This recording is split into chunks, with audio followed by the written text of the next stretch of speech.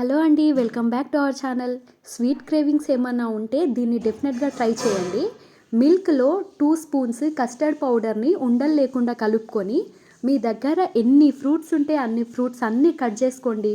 నీట్‌గా ఇలా ఆరెంజెస్ ఇంకా మీ దగ్గర ఫ్రిడ్జ్‌లో ప్రమోగనేట్ ఉంటే ప్రమోగనేట్ కూడా తీసుకోండి. ఇంకా డ్రాగన్ ఫ్రూట్ వీటితోటేంటంటే ఫ్లేవర్ అనేది చాలా బావుంటది. గ్రేప్స్, బనానా అయితే మస్ట్ అండి. బనానా తోటి ఆ టేస్టే వేరే లెవెల్.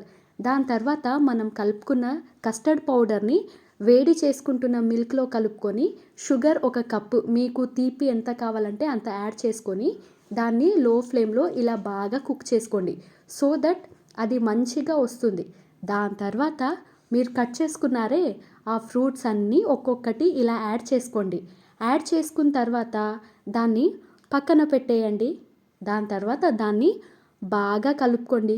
అసలు ఈ ఫ్రూట్స్ కలుపుతుంటే ఆ కలర్‌ఫుల్ అసలు ఎంత టేస్టీ ఉందో. డెఫినెట్‌గా ట్రై చేయండి. అస్సలు మిస్ అవ్వకండి. మీరు మిస్ అయిపోతే ఒక మంచి స్వీట్ రెసిపీని మీరు మిస్ అయినట్టే. నేను అంత చెప్తున్నా అంటే మీరు ఒక్కసారి ట్రై చేయండి. ప్లీజ్ ట్రై చేసిన వాళ్ళు డెఫినెట్‌గా కామెంట్ కూడా చేయండి. నాకైతే అంత నచ్చింది. నేను ఇంటికెళ్ళినప్పుడు పక్కా మా ఫ్యామిలీ వాళ్ళందరికీ చేసి తినిపిస్తాను. ఈ వీడియో ఎండింగ్ వరకు చూసినందుకు thank you very much. Bye.